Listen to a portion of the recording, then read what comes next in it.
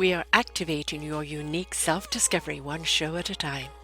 The Orchard of Wisdom Self-Discovery podcast are at your fingertips, just waiting to inspire and invite you in discovering just how awesome you really are and how to navigate through life in joy, enrichment, personal abundance, in mind, body, spirit, heart, and soul. All the people we bring you are here to serve you on your journey of life.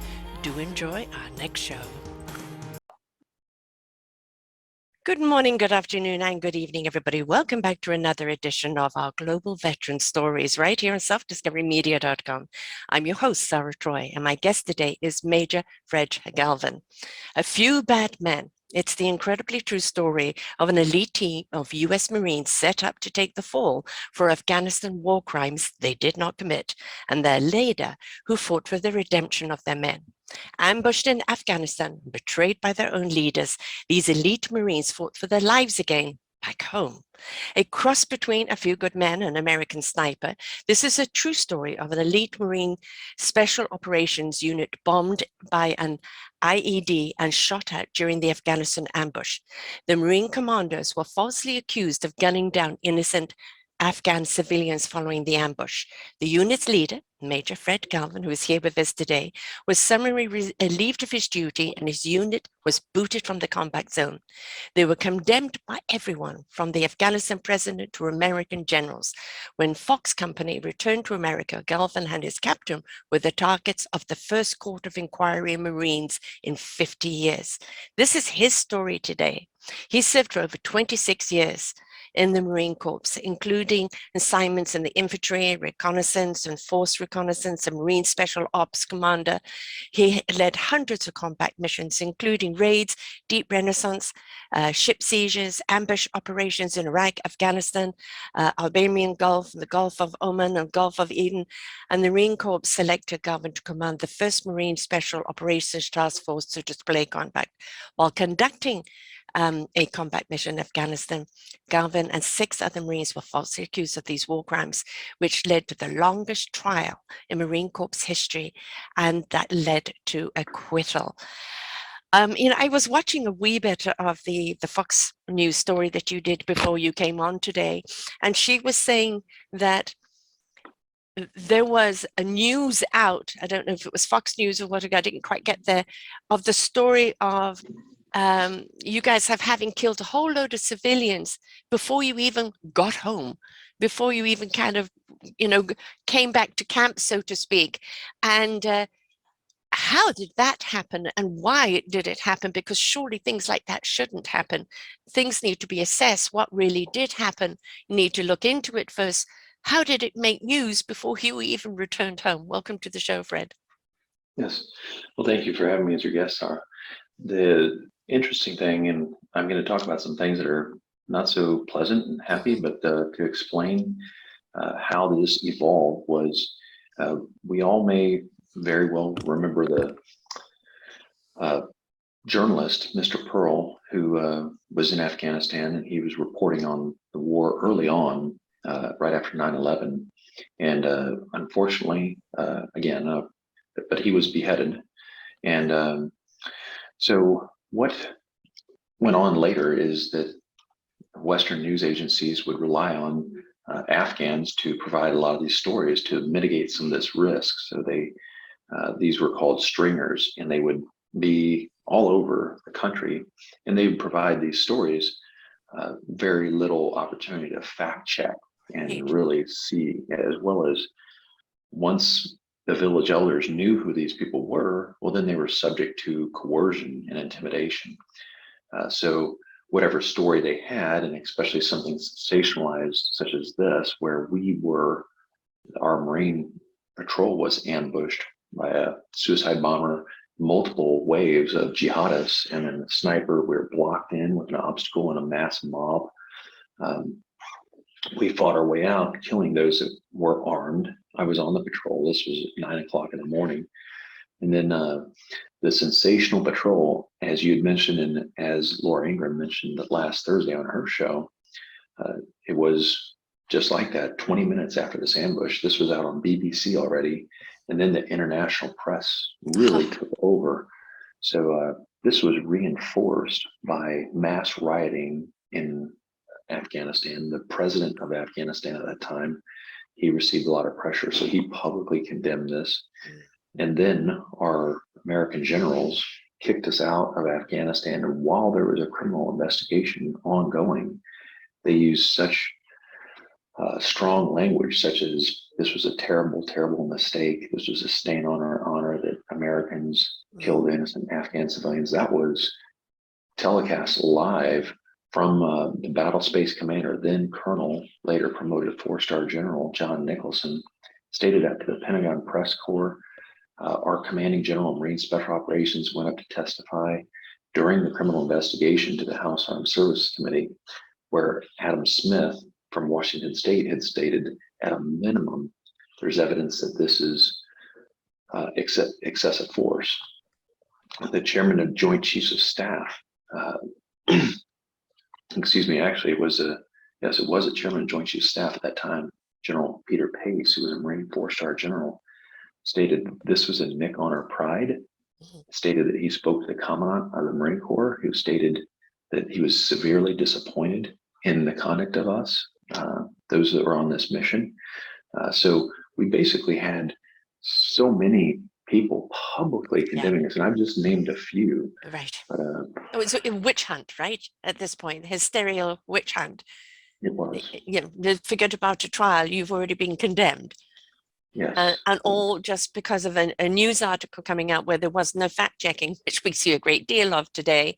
And people rather, especially your own command, instead of looking at the ethics of how you have worked, what you have done, what your characters are like, hearing the story from you of what really went on, they joined the bandwagon.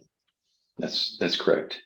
And to sort of put a little bit more color into this, Sarah, the Marine Corps here in the United States had experimented with special operations unit during World War II, and it was what President Franklin Delano Roosevelt had seen with Winston Churchill, who wanted a commando unit to be able to go behind enemy lines. So he, out of the British Royal Marines, he developed a concept, and they trained up in Scotland and developed the British Royal Marine Commandos. So FDR wanted this. He got his force. They wanted to call it the Commandos. The Marine Corps opposed that.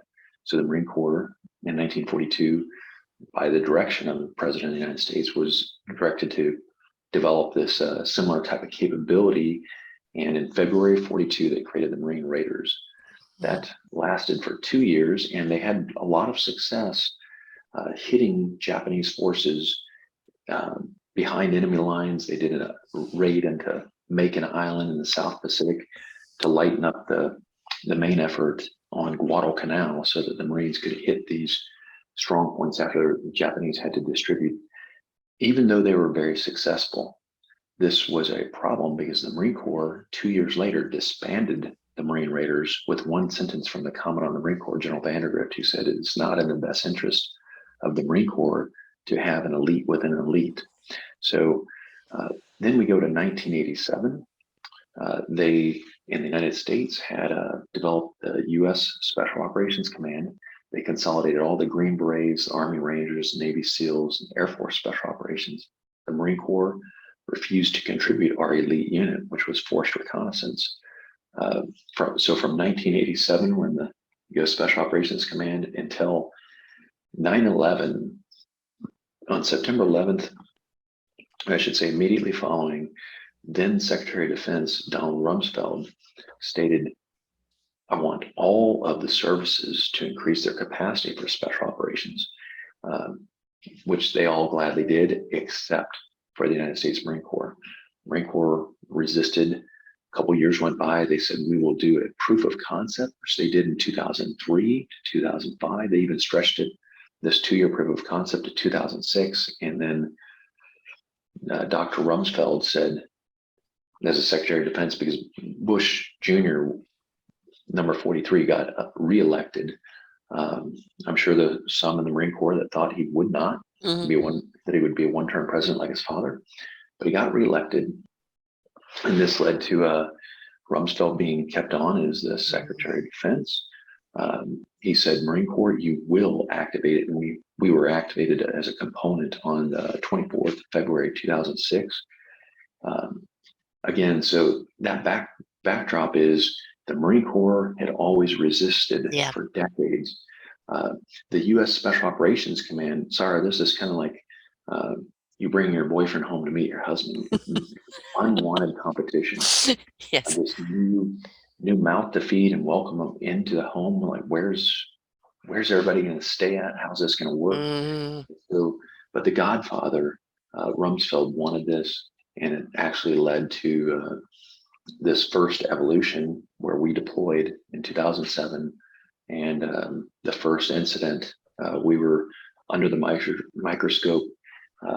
We actually had some foreshadowing. A harbinger, a friend of mine who was working, I'll just say, for a government agency. He was in their operations center before we even arrived in Afghanistan, but they had known that we were going to arrive. He said, Fred, and this is a gentleman I'd served with in force reconnaissance before. He said, they're planning to kick you out no matter what.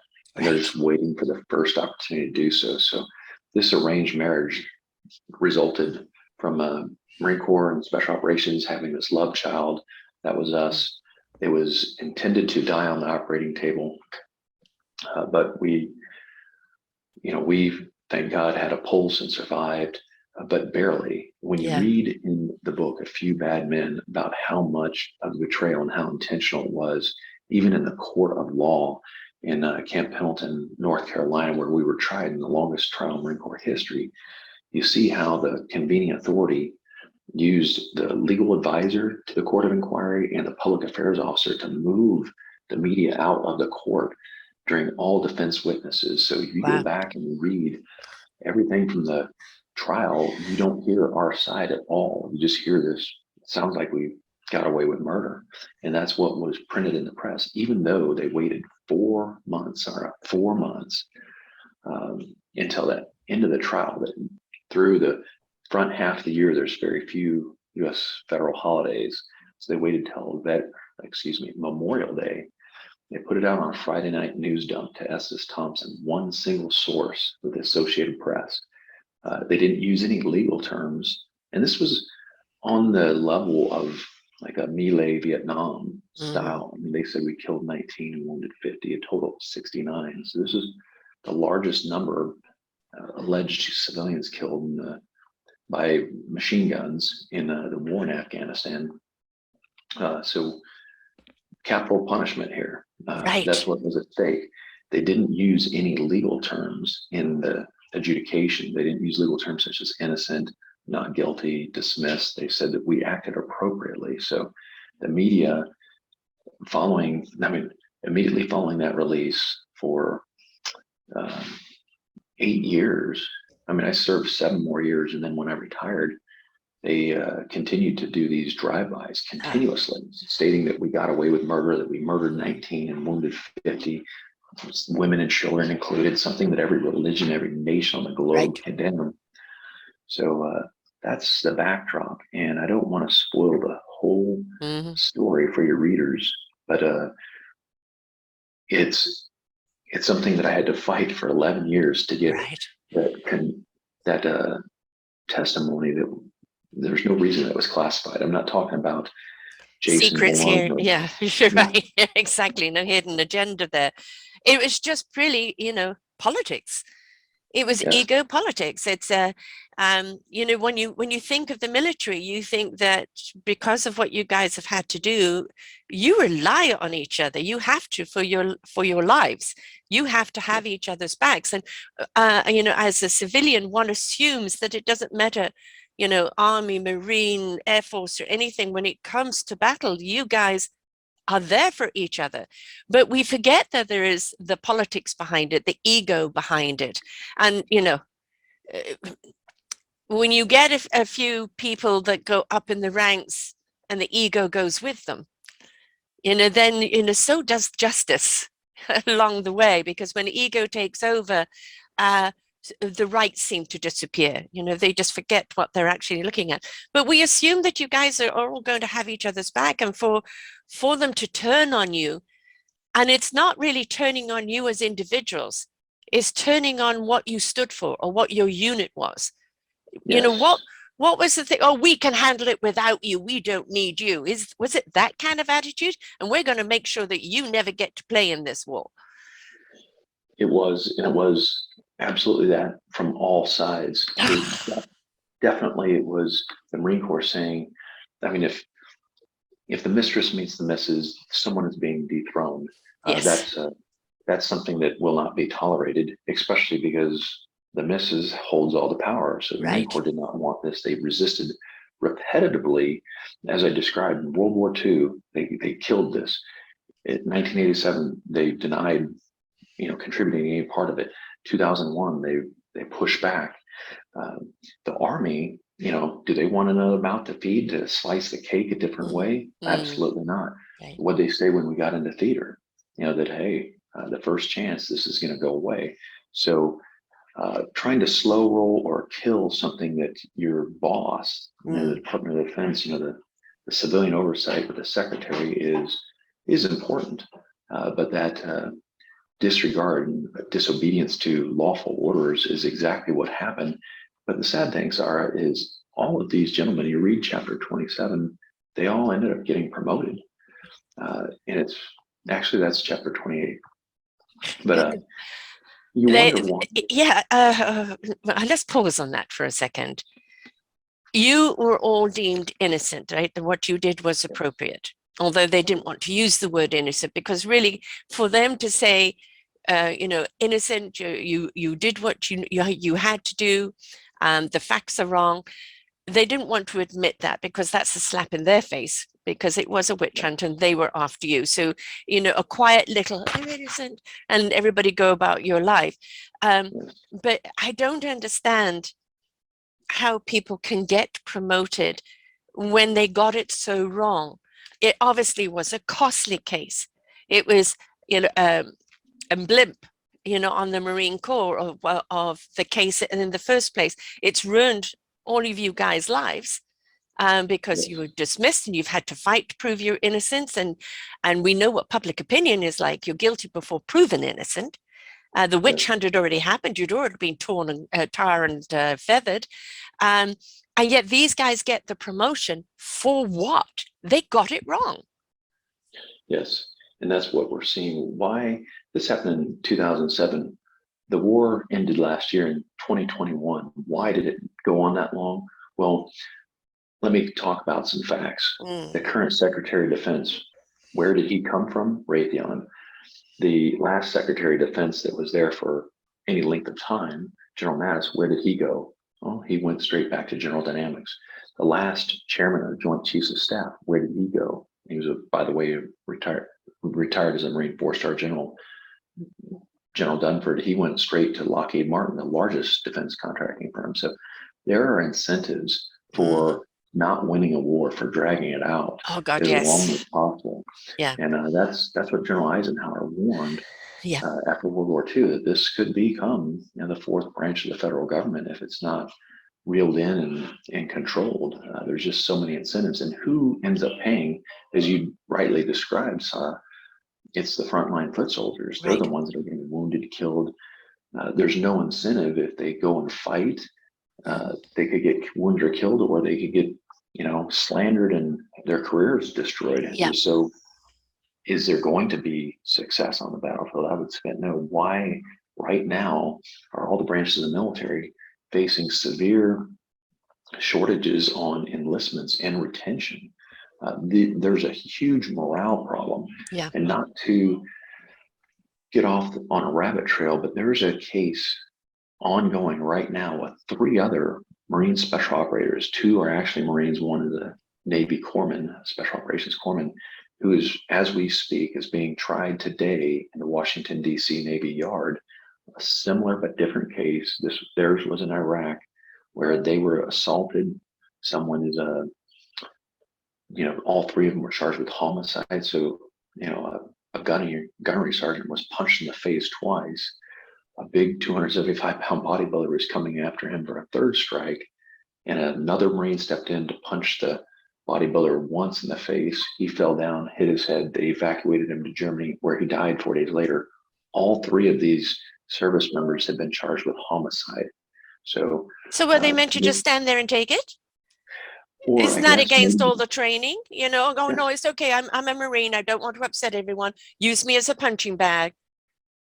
and that's exactly what the Marine Corps has, specific things with the Marine Corps martial arts program for teaching self-defense. They don't incorporate a rape whistle or yelling or running or slapping. It's self-defense. And that's what the Marine employed: one single punch, no other punch, no other kicks, no other weapons.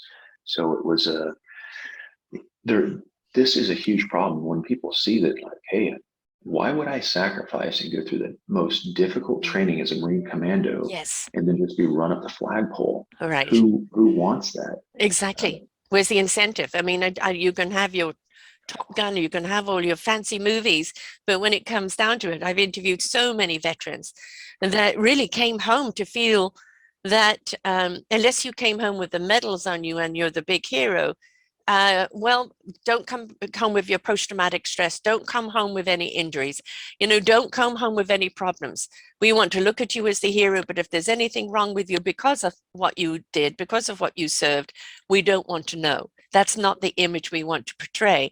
So, you know, I think that 20-year war, which we as civilians feel completely became the economic war to fatten the accounts of a number of people, was so unnecessary to go to that length of time. And for whom? Because at some point you've got to go, surely this should be, you know, you have to leave a country to defend itself. You can support it, you can teach it, you can do that, but look what's happened with the Taliban. They're right back in there.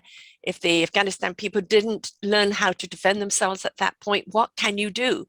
You can't be there to protect all the time. At some point, you have to say, you're on your own. We're giving you the tools, we're giving you the expertise. But if you haven't got the fight in you, how, you know, we can't be the fight for you. You've got to be it for yourself. And like, you know, a lot of people have come home and said that, you know, leaving some of the things behind, seeing the way some things were done, you know, it's been heartbreaking for them. But to be accused of something, of defending your own lives, you know, I know this might sound a little out there, but this happened on your first time out and you kind of get ambushed. And it kind of, hasn't it ever crossed your mind, how did they know we were there? So that's all in the book and it's laid out. Okay. Because it's just too convenient. Your first time. And, yeah. The first deployment was our 30th mission on that deployment. So, but we, as it's laid out in the book, there was an Army unit that had been in that area for a year, and they were rehearsing their procedures for when they received contact from the enemy. And they were doing this right as we pulled into their base. So they'd yell, "Contact front." They'd all the turret gunners in their Humvees would drop down into the vehicle and they'd yell, "Drive, drive, drive." So they were literally ducking and running. The worst part of this, Sara, is they were doing this in broad daylight at the valley surrounded by all these mountains. So right at the Afghan-Pakistan border, you can consider that you know, Taliban controlled. You're on observation and you're conditioning the enemy to, you know, shoot you because they, you know, they are seeing what you're going to do, which is let's advertise. Yes, which is not what happened when our patrol was ambushed. We stopped immediately and we immediately turned and counterattacked. We killed and we were blown up by a car bomb. We shot then another vehicle. They hit our ambulance, Sara. It was a thin skinned vehicle. So then they were sending another vehicle with 4 personnel in it, 3 hanging out the windows with AK-47s, firing fully automatic at us, trying to finish that ambulance off. Our Marines that had been blown up in that ambulance immediately stood up to their feet, aimed and fired and killed those. The driver did bail out and ditch and fell into a ditch. He later continued to fight against us in that ditch with an AK-47. He survived and actually testified during the court of inquiry. It was crazy. You got to read the book. Then we received fire from the for or against you. Did he testify the truth or was he manipulated? Oh, he said he swore on the Quran and to Allah that everything he said will be 100% the truth. And the tribal elders, which he was one of, Mhm. said that the Marines, we were using slingshots with grenades. I don't know any technique that says pull a pin out of a grenade, put it into a slingshot, and fire it away. They they said that we did that to make it look like there was an explosion and that we were drunk and that we dismounted from our vehicles and went door to door sport killing. And our Marine leaders, the first thing that when we got expelled out of Afghanistan, we landed in Kuwait, and my battalion commander, Colonel Montana, said, "Is it true? Is it true that you guys were drunk?" So here's the commander. Mm. We report to him. We've been assigned to him for over a year. He doesn't even trust in the single first instant that, you know, third party, he didn't go to Afghanistan. He was back in North Carolina the whole time, Right. but completely discredits all of his Marines. But All of had there his, ever been any indication in the year beforehand? Had there been any red flag that would make him want to believe that you guys were drunk? no, So that why doesn't now? go on. Yes, this is that's also in the book as well. So when you are this zealot, I'm not trying to compare myself to John the Baptist, but you're somebody that is just completely out there on fire, evangelizing, and you eclipse someone similar to the, and again, I'm just using biblical references. That's how I was raised. But, when Saul heard that them chanting, Saul has killed thousands, but David has killed tens of thousands, and you feel eclipsed. It's not that people are praising you because you've killed thousands, but somebody that's done more, Yeah. you want them snuffed out. And you Ego. will, yes, your ego is very, it's one of the deadly sins is that Yeah. pride. Yes. It's a small, insecure person that has a big ego that will knowingly do harm to others to protect that ego, to protect the smallness within them. Right. Yes. Yes, very unfortunate. And that's what the central part of this is so many of these leaders. You look at General Allen, who's just recently went up in a ball of flames for uh, doing these deals with the Arab state of Qatar and selling your country out. Yeah. Just one after the next. The readers and listeners need to pick up a few bad men. It's gone through the Pentagon's Office of Pre-Publication Security Review. It's totally declassified. I'm stating that read what these people said in their own words in declassified courtroom sworn testimony. It will make your listeners just revolted. It's disgusting. Yeah, This is what they said themselves. yeah. Let's face it, there have been some atrocities done, right? Absolutely. There have been. And, it's not far-fetched to believe that there have been these atrocities. And we know that there have been, not just in the Afghanistan, Iraq, but in Vietnam War, in war itself. I mean, for God's sake, look what's going on in the Ukraine. Dirty war written all over it. No ethics, nothing whatsoever. Certainly no humanity. But the thing is, it's just, it's okay. Everybody will believe us if we sensationalize it enough. Well, shame on us. Shame on us for believing it before the facts are there. Shame on us for buying the sensationalism and, as I said, tar and feathering before you know who's innocent or not. We've turned into a society, you're guilty before proven innocent. And, this is wrong because, let's face it, media loves to stir it up. And, a story of sensationalism of somebody gone wrong, it's ratings, right? Yes, they really don't care what they're doing to you. They really don't care whether the truth is there or not. They just want to get their ratings up. And we're the ones that are providing those ratings. So, it does come back on us, before you condemn anyone, know the facts, demand a fair trial, look into really what's going on, because we are condemning people's lives, whether whether it is jail if you'd found being guilty or not. Already the tar is on you, so to speak, And it doesn't matter how many times you prove yourself innocent, there'll be some people that will still always believe the guilty because they were told it in the beginning. And they, again, their ego and their smallness doesn't want to be wrong. Yes. It's very interesting because just like you say, Sarah, our country was founded on these laws, one of them being the presumption of innocence, and that was discarded Yes. by several senior officers making contemptuous statements. And where our service members, I got it that there were, and that's what worked against us, one of the things, but there was a Haditha incident. There was one in Fallujah and there was another one in Hamdaniya, and ours was the fourth. And it's kind of my defense attorney told me, he's like, Fred, people are just getting tired. Jaded. And they believe, they believe that the Marines have a very heavy hand in these other cases kind of work against you, not let alone, that we were a special operations unit that the Marine Corps didn't want, the Army didn't want.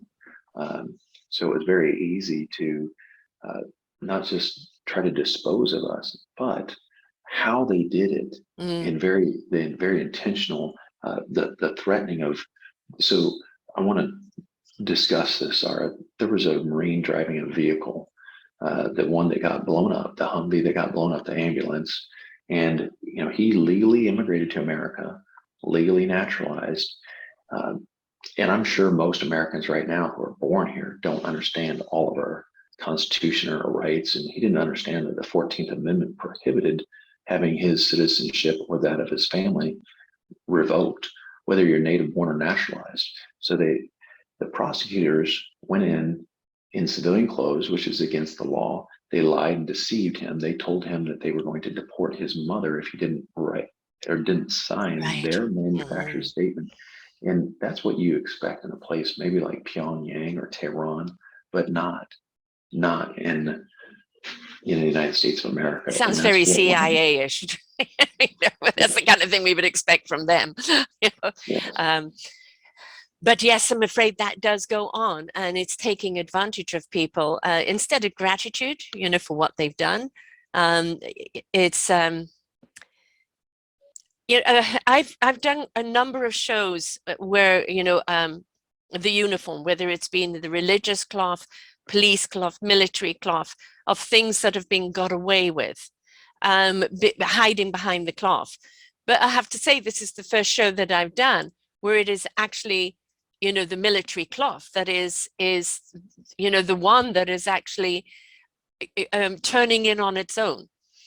And normally it's at any cost we're going to make sure this person is validated and looks like the hero, and instead it's a total turn in on you. Do you think, one thing I want to know, what the special ops, why were they so threatened by you? What was it that you could do that they couldn't do, and why was it so threatening? Before 2006, the Marine Corps had its elite units, and they were force reconnaissance. And I was in that. That was where I spent many, many years. The commanders that we supported Marine commanders. It was not like in special operations where you're supporting a joint force, but the Marine commanders would always rub it in our face, and we didn't walk around with a t-shirt or a uniform that said we're special. They'd always say, no one's special.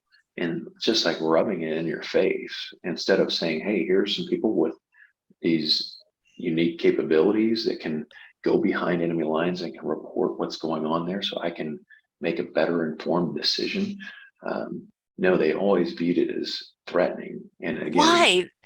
I would have thought it would have been an asset. You were the scouts, you were the information gatherers, so that people actually could make the right moves and not walk into an ambush or anything. You would think that they'd be grateful for you guys, putting yourselves on the line there and getting the right intel back. Absolutely. And, I don't understand. And there were many great commanders, and they came into the court of inquiry and provide character witness that was unclassified. Most of them at this stage in the game at 2007 had not been to Afghanistan. So they didn't have anything classified. They were not eyewitnesses, they were character witnesses. But you won't find that anywhere in the media. because they would take the media out, even during character, with not just exculpatory defense witnesses with exculpatory evidence. In that type of information warfare, that's what I had been doing the last 4 years until just recently, is doing information warfare for our Department of Defense. And we can do that when it's authorized against adversaries. We cannot do that against our own troops. We cannot do it against the American people. And that is exactly what went on. This book, Sara, is radioactive. It explains where all the bodies are buried. And, we cannot have this type of criminal behavior going on. So in people that are meant to be defending the country. Yes. The people have put the trust in there. Any attack, our security, our privilege as free people. I'm in Canada, so next door, but our privilege as free people, based on the security that goes on, the people that fight for us, we place all of that in people's hands. I imagine this book is going to shake up the hornet's nest, and there's going to be a lot of scrambling going on. Oh, yes.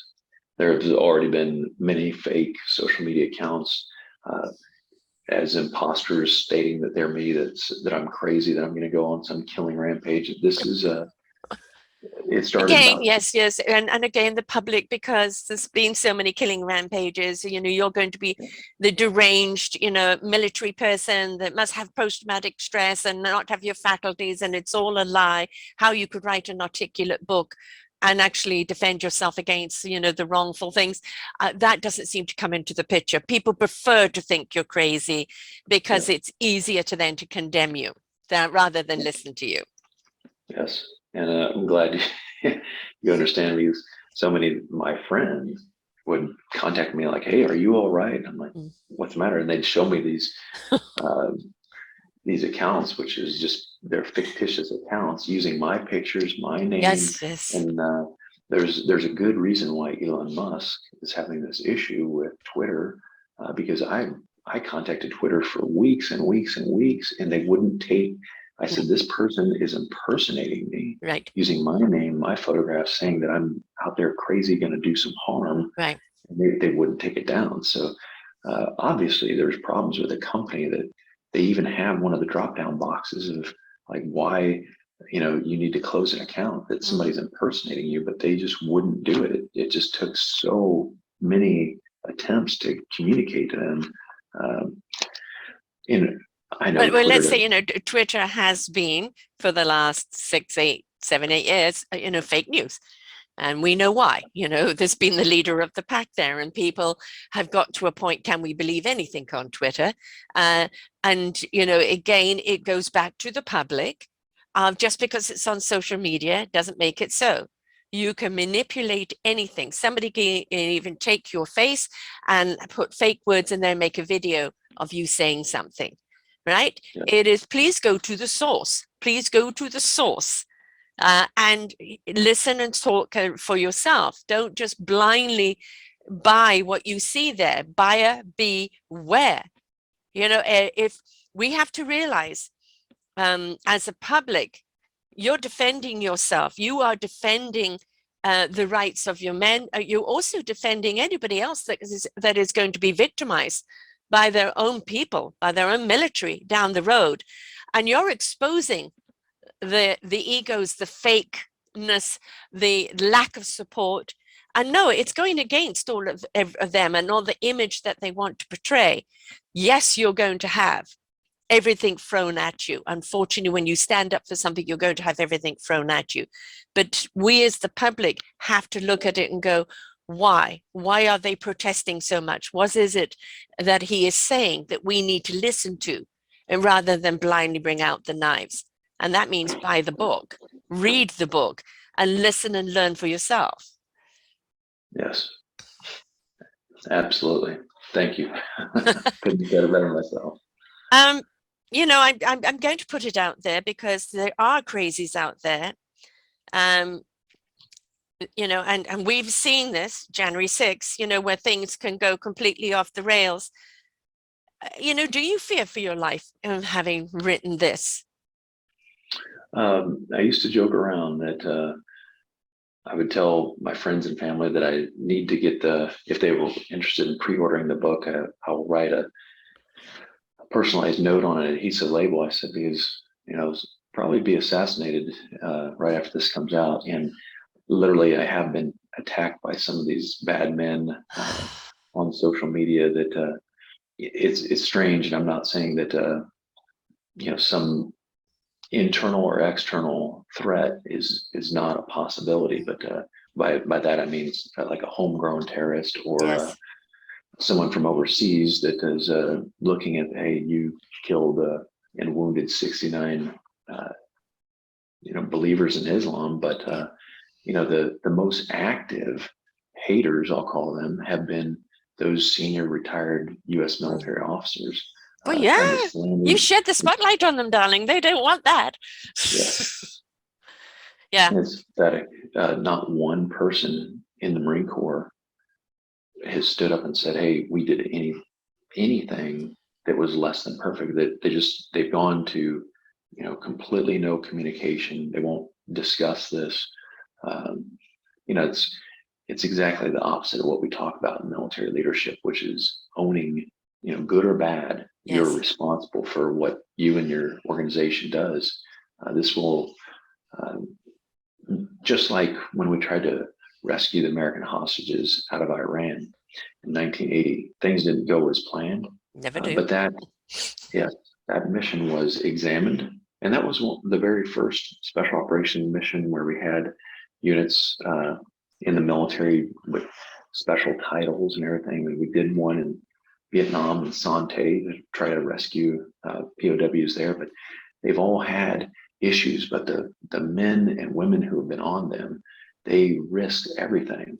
Whether it was Sante, the intelligence wasn't the best, and the POWs were moved right away, or in Desert One in Iran, where it ended up in being a failure. All those tried their very best. Yeah. Same thing in some of the other ones with the first missions with SEAL Team 6. These have all been missions that they didn't go perfectly, but you don't sit there and condemn those who were doing their absolute best. Right. And that's what all those other organizations, they have openly examined what went right, what went wrong, how do we improve. The Marine Corps has decided to bury this. Let's not mention it. Let's not talk about it. We won't even acknowledge it publicly at all. The only thing we'll do is we'll allow some of our surrogates, these retired senior officers, to get on social media and foolishly condemn. This is, to me, it's read the book and read the testimony that was in the courtroom, see what these senior officers, because you're contradicting. Some of them are just trying to attack my character and or try to divert and say, well, all these other people in these other units did great things. I'm not denying any of that at all. I'm just stating we have to deal with the hard facts. Yeah. And when people realize, just like today in the Washington, D.C. Navy Yard, we have 3 members of the Marine Special Operations Command being on trial for defending themselves. I mean, Sara, what is it when what are the implications if military can't defend themselves? Are civilians who they get attacked? If you go out with your family and someone mugs you, you can't fight back. What are the implications when we say our military isn't able to do that? Do you think there's going to be high morale? Do you think when we get dragged into a war, possibly with China, we're going to have high morale if we have to dislodge the Chinese from Taiwan and go in an expensive, by lives and cost, doing airborne and amphibious operations? Do you think we'll have high morale when we have commanders that are incompetent and don't have the backs of our men and women? We have a serious issue right now with retention and morale in the military, and it's not going to be improved when we have a book released like this. And the military is not just indifferent, but they completely ignore it. Well, it's to quote from the movie, you can't handle the truth. Yes. And quite honestly, they can't handle the truth, right? La la la la la la la. The military cannot. No. But America can handle the truth, and that's the story of a few bad men. Is Don't be like monkey see and Yeah. monkey do. Yeah. Uh, don't bury our heads in the sand. This is, if we look at our nation, one of the few things that in America the Constitution requires is to provide for national defense and the welfare of the people. So when we look at one of the few things that our Constitution directs, uh, we need to do a health inspection just like we would on our physical body. If Yes. someone had cancer, we don't ignore it and don't talk about it. It'll go away. It'll be better. No, it never does. When you don't fix the problem, when it's this serious, it just gets worse and worse. It does. Our case, Sara, was 15 years ago. 3 good men are being tried Right. today because they defended themselves. And the military, the Marine Corps, when you go into court, this is not embellishment. This is 96% conviction rate. So how do you think troops feel when you get put USV Gov and you're wearing United States Marine Corps on your uniform? The odds are stacked against you. So we really do need to pay attention to the fairness, the military justice system, and I think there needs to be a An rampant overhaul. An overhaul. You know, we as the public, you know, when anybody says, you know, thank you for your service, thank you for your sacrifice. But people, as I said, having interviewed quite a number of veterans who have come back, have felt that they've just been left out in the dust.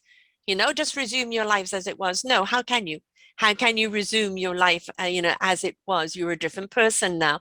The beauty of all of these people is that they've gone and formed organizations themselves to support other veterans and families because they couldn't find it themselves. And so the entire system is broken.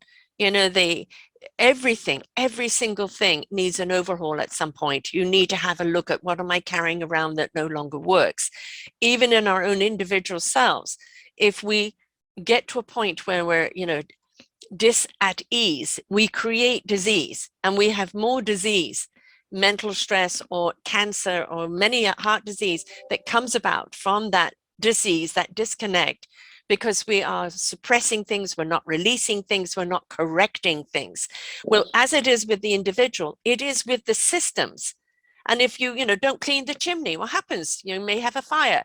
You know, the Yes. furnace could blow up, the water tank could explode. Our service of our cars could break down. We Yes. do these preventative measures. So why are we not checking our institutions and going, okay, arcade doesn't work. It's not in today's morale. What can we do to rectify things? Just because somebody's worked the way up the ladder and now reached a now comfortable colonel position, you know, oh, we did it like that 30, 40 years ago, doesn't mean it stays like that. We need to Yes. listen to the young people who see things differently and how we can rectify, optimize, and modify. And that goes across the board with everything. So if a system is refusing to do that, this is where you start getting contamination. Absolutely. And that's where not just the contamination, that's how individuals get post-traumatic stress Yeah. when you distort the truth and you perpetuate it. And essentially that's what the counterinsurgency strategy. Now, the British used it successfully in Argentina and with certain cultures that want something better. But when you try to perpetuate democracy, Western style democracy, on people who believe in Sharia law, I will submit this. Those generals who argued to stay year after year and who lied to the Congress, who lied to the media, said this was improving, it was getting better. We didn't see that. We don't see it right now. We saw how it all ended, the final chapter. So how about these generals put some skin in the game? They said it was going to work. Why aren't their brides staying at a bed and breakfast in Bagram right now? Put some skin in the game. Yeah. They had nothing but everything for them was to gain. They have not been held accountable, not for the disastrous withdrawal, not for all their lies, not for their positions now on boards. Read about General Mattis and what he did with the Ranos, not just when he was on their board, but when he was a 4-star general in Tampa in charge of all forces in the Middle East. And he was pushing, saying, after the Pentagon, it's been over a year. We still have these obstacles. How do we remove these obstacles? He wanted to try that on our lads over in Afghanistan. Guess what? It not only failed the FDA's testing, it was proven a complete fraud in court here in this last year. And this started with Mattis in 2012 when he was a 4-star general. And this last year he testified to Congress. General didn't know. You don't get an alibi when you were on the board, when you were a 4-star general. You're trying to coerce people in the Pentagon to force this thing through, gun deck these, things so you can get this, and then go on their board, and nobody sees any conflict of interest or yes, I mean, kind of let's follow the money. Let's follow the money. If somebody is pushing something so eagerly, how are they gaining? I always say that there's a price for absolutely everything in life. And, when somebody joins the military, whatever area of it, the price could cost their lives, because that's, what could very well happen. I mean, it's the same with police or paramedics, it could cost their lives, and they know that, and that's why they're trained. And that's why they're given the skills and the tools to prevent that from happening and to protect other people.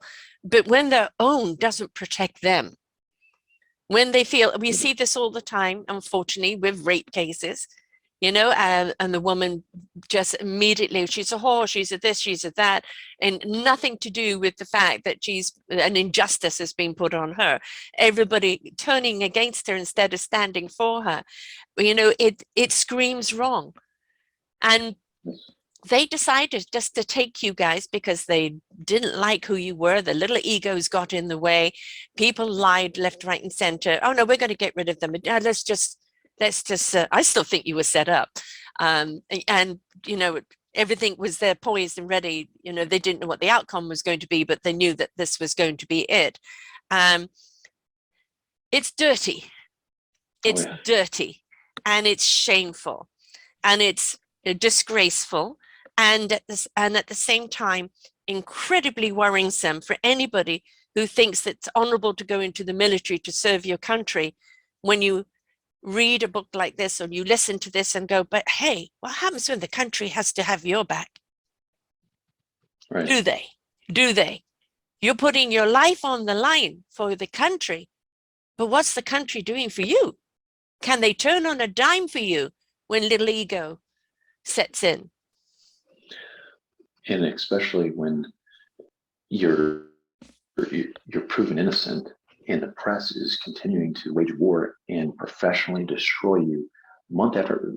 Sara, I can't tell you, in the book it has several of these, but they just continued after the verdict because they used a mealy-mouth, non-legal terms. They didn't say we were innocent. They didn't say we're not guilty. They didn't say the case was dismissed. They said we acted appropriately. What does that mean? It's not a legal term or phrase. Right. So, do you have an obligation when you serve to defend your force? That's actually in the rules of engagement, that if your unit is attacked and you do not respond in kind, you will be charged. Where was our top cover when we were attacked? And the media kept, the military intentionally, you can't say it was accidentally, and that, no, it was very explicitly done how they would move the media out of the court. This is the longest trial in Marine Corps history, 3.5 weeks in the courtroom. And it was not an accidental, repeated coincidence day after day for 3.5 weeks. It was done with intent. And it's time to read a few bad men and see what happened. And people need to engage their members of Congress and say, we will never win another war if our morale is in the toilet like it is now. Did you ever think about suing the paper that brought this news out? Because they didn't fact check. They literally condemned you, before the ink was dry, so to speak. Did you ever think of suing them? So the most important thing I felt was to get the story straight. And the day I retired from the Marine Corps, there was a big hit ad put on me the day I retired that said, Fred Galvin, as part of his task force, killed 19 and wounded 50. So I contacted the managing editor, gave him a copy of my polygraph, gave him a copy of the summary from the Court of Inquiry. He only changed it to where it said they killed up to 19 and wounded up to 50. Still, the professional destruction remains the same. Right. I don't see how you can de-quantify that with those mealy mouth words. They did the same thing at the same news source 6 months later on the Marine Corps' High Holy Day, the Marine Corps birthday. At that time, I contacted the president of that organization and explained that I had previously provided, the documents, the sworn testimony, the executive summary, and my polygraph, and that you're still writing this. He then got his, instead of suing him, I wanted them to tell Retract. the truth. Yeah. And they did a 5-part series in the Military Times called Task Force Violent. And the reporter of that, Andy D. Grand Prix, won the President Ford Foundation Award for investigative reporting on the Department of Defense for 2016. And that got him a job, as he told me, at the Washington Post, where he's at now. So a few other sources have come out and done that, but it was not, of course, the ones in the Washington Post, New York Times. They never have. So this book shows exactly what they wrote and what our military leaders, now that their testimony it didn't ever need to be classified, but it's been declassified. It's what they said under sworn oath in the Right. courtroom. So you read They can this. swear under oath at that. What else can they lie about? Yeah. Yeah. Well, they knew they were going to be protected because the media walked away and they said we're in classified sessions. So we're presuming Yeah. I'm under oath, so I'll tell the truth and it'll never see the light of day. Well, guess what? A few bad men is a big ray of sunshine exposing everything that they said. It's all been declassified. It's not any paraphrase. It's not embellishment. It's not a snip here and a snip there. It's what they said in a dialogue with prosecutors and defense attorneys, and it's so shocking. Your head will spin. It is like you mentioned. It's a cross between A Few Good Men and American Sniper. It has a lot of combat action in the story and a lot of courtroom drama, and it's all nonfiction. So and the co-author, Salmana, professional reporter and author, he wrote this, put it in plain language so it's very easy to understand. It's not a confusing military jargon. So Yeah. Public need to know, I mean, I will say this, on behalf of the public right now, we're saturated. We're saturated with the pandemic. We're saturated with your past president. We're saturated with fake news. We're saturated with constant lies. People are up to here right now. We're just sick to death of it. And really, the bigger word now is accountability. Where is the accountability for all the lies? Where is the accountability for mismanagement? Where is the accountability for the state that we're in right now?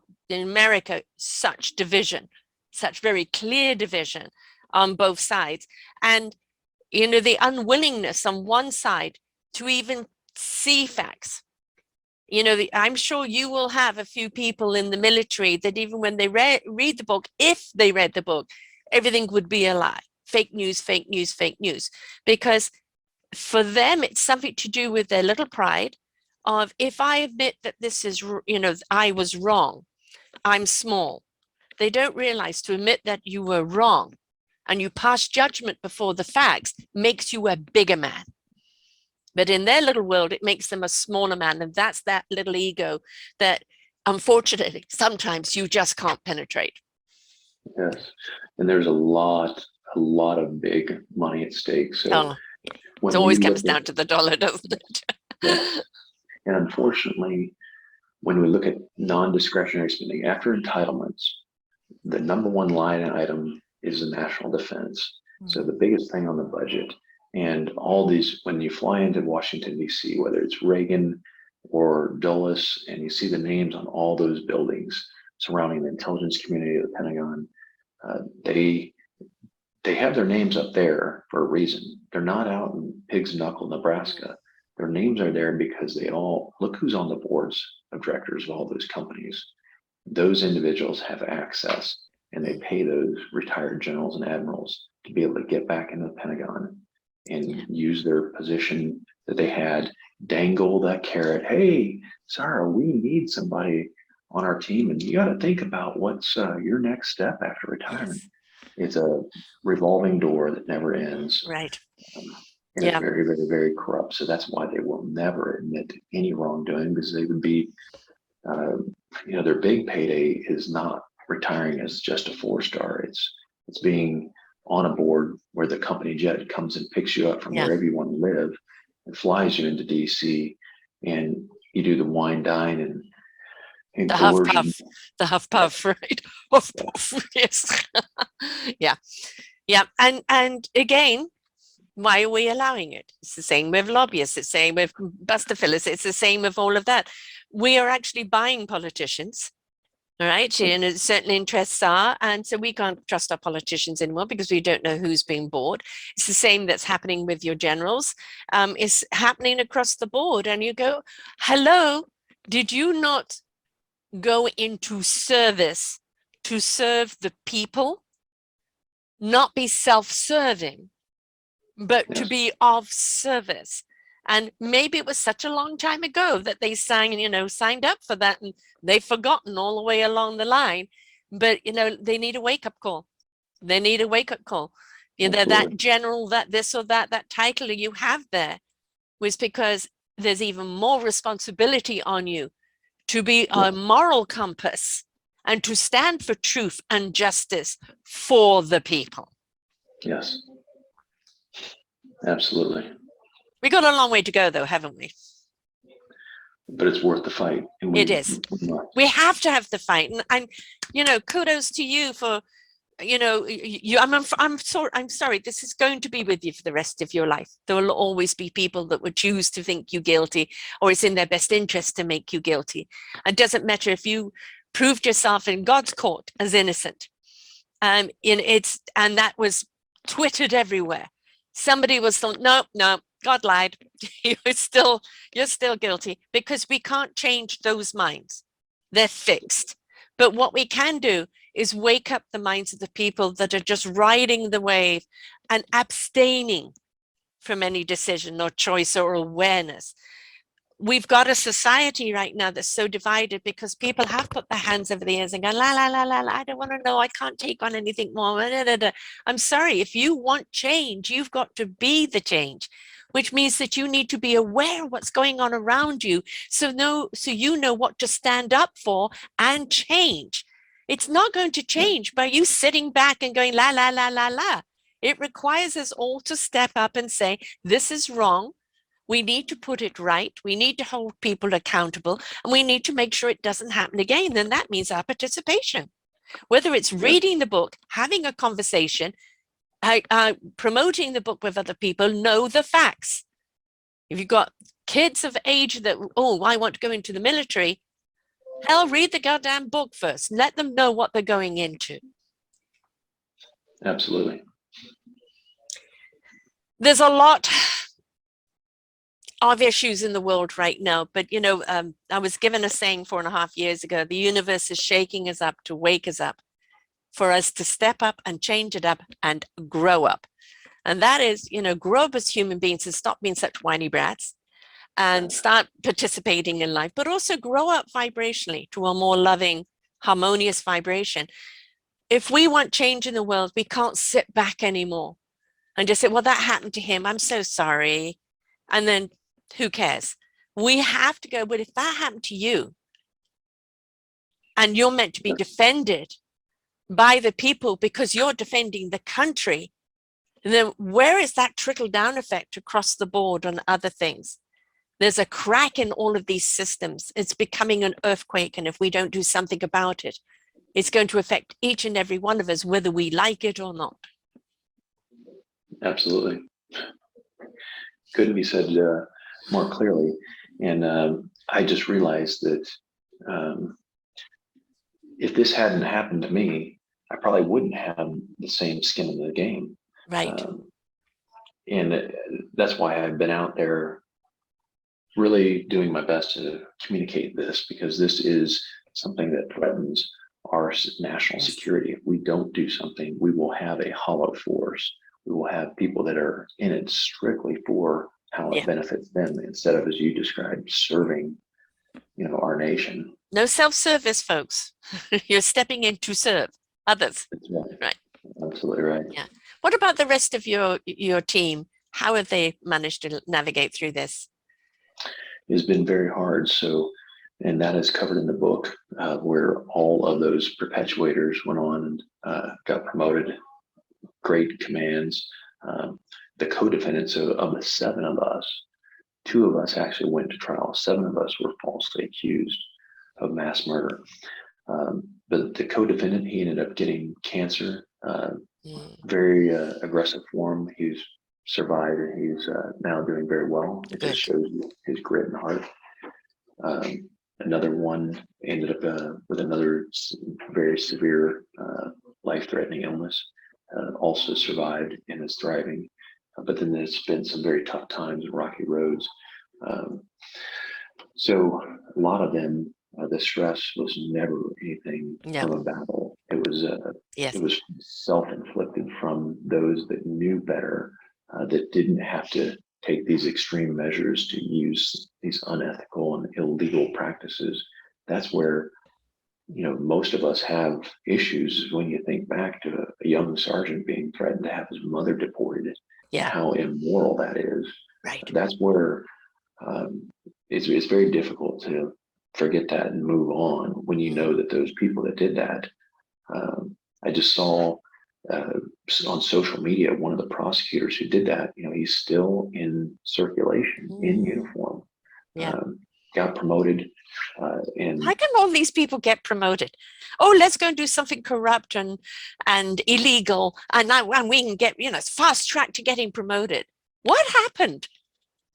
Well, those generals were, sadly, it's like the mob.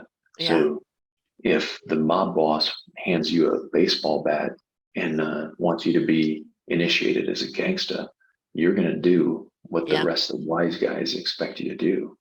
You're going to obey the Godfather. And that's exactly what happens. So that these are messengers. They're told to do what they're doing. It's very unfortunate, and it's very disgusting. We cannot survive. And when we spent 20 years fooling around with people that wear sandals, carry weapons designed 2 years after World War II ended, and homemade explosives, while China was out there signing up over 60 countries onto their One Belt, One Road initiative, that they basically own the maritime and overland silk routes for the next 100 years. And what do we got out of it? I'm sure a lot of these, in the big picture of global economics, what China did is setting themselves up for success. And you have a few oligarchs in retired military, and then the military defense contractors that have profited from this. But you had over 7,000 killed, tens of thousands wounded, and countless that have gone to war and seen and been affected by things that were unnecessary, because they just let this thing go on because it was profitable for exactly. You. Yes. Bottom line, ego and money. Money makes for a bigger ego. Ego, again, as I said, is small, insecure people who have to have this big ego to make themselves feel bigger, and they don't care who pays that price, as long as they feel big. We are all accountable for our own choices. We can't choose what happens to us, but we can choose how we react. And I don't think they knew when they were doing this to you that you would turn your intelligence that you have been trained to do as a soldier to fight in a different way. And they've bitten off more than they can chew. And I hope there's a little choking that goes along. Because unfortunately, we do have to shake this up. And, folks, I really do want you to promote this book. It's going to make you feel uncomfortable. It's going to make you feel insecure. It's going to make you feel outraged. It's going to make you feel sorry for the whole team and their families that are going to live with this persecution all their lives. And it's unnecessary because of those few bad men who really decided to lie for their own agenda and not stand up for their men. And this has to change. And the only way it's going to change is by sharing the book, by having the conversation. I love podcast clubs where people can discuss the show afterwards, book clubs, everybody read it and then sit down and talk about it. Please, people have forgotten the art of actually communicating something intelligent. Please read, start discussing. And you know what? Maybe it is just a question of writing to your local government, writing to the military, talking about it on other podcasts, you yourself, not just Fred, getting the conversation going, because change does not happen by sitting back and doing nothing. He has stood up for his men, for the justice, and to bring about the contamination that's going on in the military. We need now to support him and what he's doing so that we're not going to be sending any more of our children to a military that's not even going to take care of their own. So folks, Fred, how did they get hold of the book and how did they reach you? They can get a hold of the book by ordering it through Amazon. Its title is A Few Bad Men. It's available in hardback, Audible, if you want to listen to it, or on Kindle electronic books. They can check in advance if you go into a bookstore. It's not it has had supply chain issues, and you can get in touch with me on Facebook and Twitter using @FCGalvin. And your site? And the site is commandoshow.com. We need to keep the conversation going, folks, please. This is one aspect of it. You've heard me, talk about the police or talk about clergy or talk about elsewhere. There are principles and there are foundations of things that are there that are meant to be the solid structure in which to build from. And when you let that contamination come in, the greed, the ego, the opulence, the entitlement step in, it contaminates, and then we start seeing the structure break down. You don't want to see it crumble before you rebuild it. What you would like to do is save that foundation so you can build it up stronger. But realize, don't sit complacent and say, no, everything is all right. Every department, everywhere has issues right now because we've let money, opulence, ego, entitlement step in and take the reins. And we know that means a great deal of immorality is going to happen because of that. And too many people are going to pay the price for those few that are going to benefit. So thank you for writing the book, Fred. I hope that that for people doing this, that there are going to be more and more stories on, in your defense and in the awareness of what really is going on. You do have a long road ahead of you, but I know you've got good, strong boots and to keep walking it. It's worth it. Yes. Yes, Thank you it so is. much, It is. Sara. Thank you so much. So folks, until next time, remember, if we want change, we've got to be changed, which means we have to be aware of what is needed to be changed. Until next time, bye for now. We hope that you enjoyed the show. Find all of our shows on selfdiscoverymedia.com under podcasts or selfdiscoverymedia/shows. And for all our current shows, go to What's New. We are supported by you, the audience. You'll see a nice big shiny blue button for one-time donations or follow us on Patreon and you will be able to support us there. We enjoy bringing you such wisdom. And the next show will be up in just a moment.